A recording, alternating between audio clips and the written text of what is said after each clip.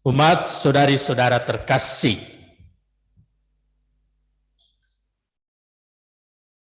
Vigili Paskah adalah perayaan sangat besar dalam liturgi kita Gereja Katolik. Upacaranya sangat panjang tetapi sangat meriah. Mau menggarisbawahi bahwa malam ini menjadi pewartaan yang luar biasa menyangkut sejarah keselamatan bangsa manusia dari kisah penciptaan sampai Yesus bangkit setelah dia mati pada Jumat Agung.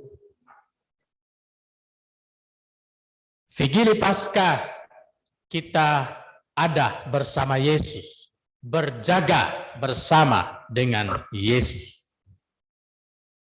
Dan sejarah keselamatan begitu panjang, dan itu yang kita rayakan malam ini. Ketika manusia diciptakan dari debu tanah, menjadi sosok manusia, menjadi secitra dengan Allah, tapi kemudian mereka jatuh kembali dalam dosa, menyangkal kehendak Tuhan, dan mereka diusir dari Taman Eden. Dan mulailah penderitaan, kesusahan, rupa-rupa problem terjadi dalam perjalanan hidup manusia. Tapi Allah Maha Kasih. Karena itu Dia memilih bangsa Israel sebagai bangsa terpilih dan mendampingi mereka berjalan di dalam Tuhan. Manusia tetap manusia. Bangsa Israel yang telah mengalami banyak sekali berkat dari Tuhan jatuh bangun di dalam iman. Sampai mereka juga menjadi budak belian di tanah Mesir. Di sana mereka mengalami penjajahan luar biasa. Tapi kemudian Allah kembali membebaskan mereka dengan mengutus Nabi Musa dan mengantar mereka keluar dari perbudakan Mesir, lalu menuju tanah terjanji, tanah Kanaan, tanah pembebasan, tanah kemurahan, tanah juga yang membawa kesejahteraan bagi mereka.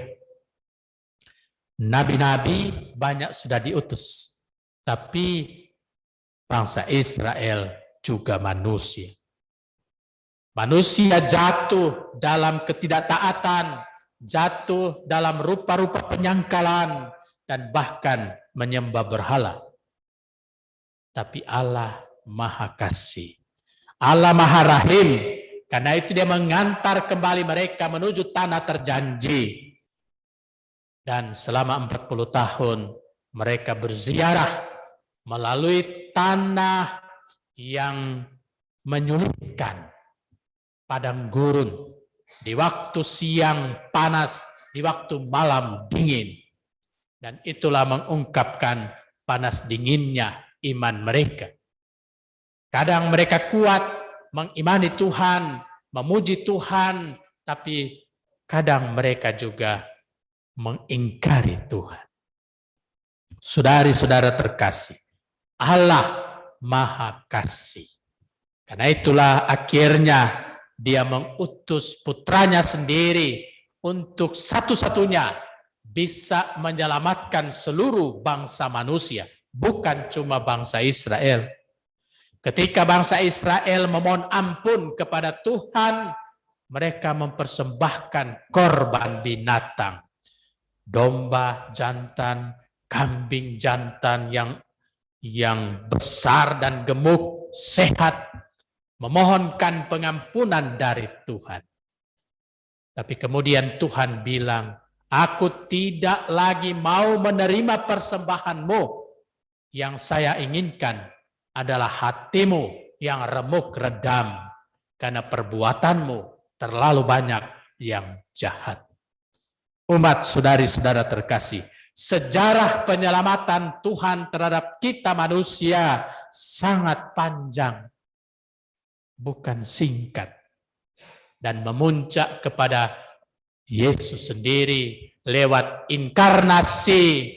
Dia turun ke dunia dari sabda menjadi manusia dan tinggal di antara kita, Immanuel. Itulah yang kita rayakan pada hari raya Natal.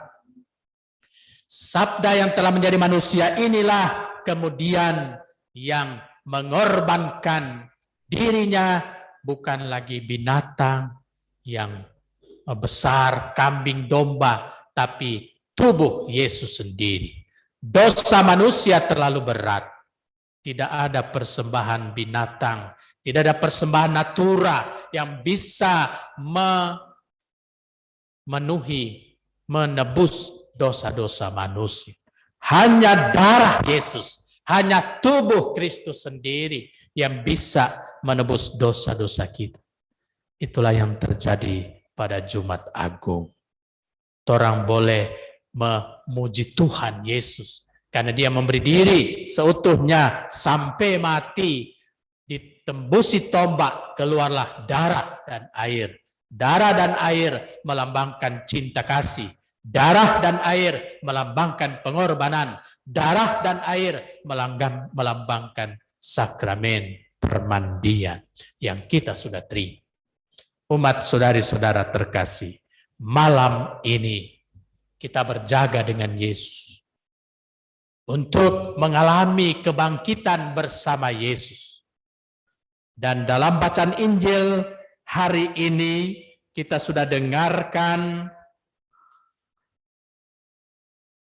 diberitakan ada Maria Magdalena, Maria ibu Yakobus, serta Salome membeli rempah-rempah dan pergi ke kubur dan meminyaki Yesus.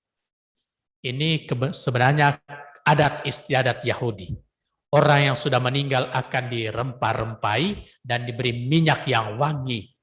Satu tanda hormat, satu tanda juga cinta terhadap orang yang dicintai telah pergi.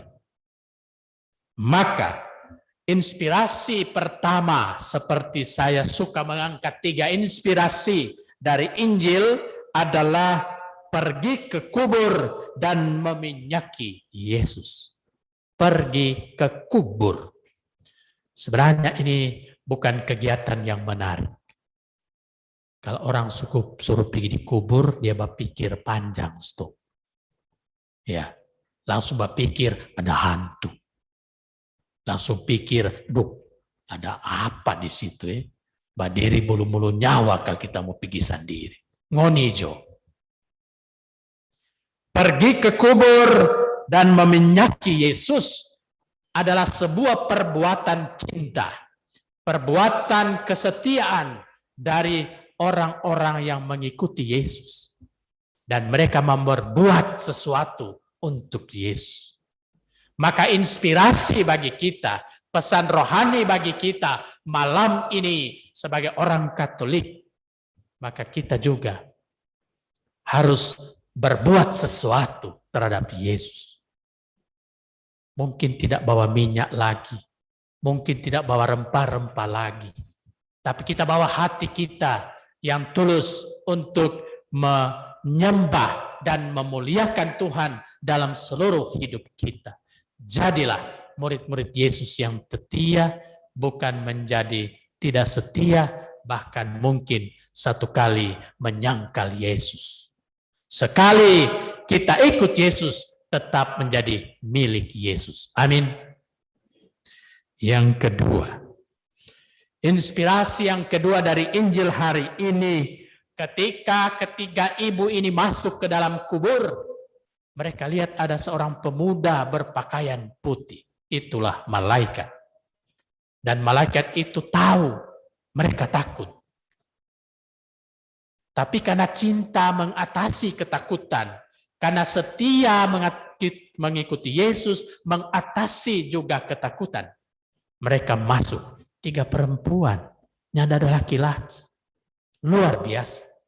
3 wanita datang ke kubur untuk merempah-rempah Yesus dan meminyaki dia. Tapi yang terjadi apa? Mereka masuk kubur kosong. Soalnya tidak ada jenazah Yesus.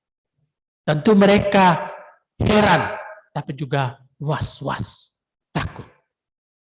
Dan pemuda tadi yang adalah malaikat itu, dia berkata, jangan takut, ia telah bangkit. Inilah inspirasi yang kedua. Jangan takut, ia telah bangkit.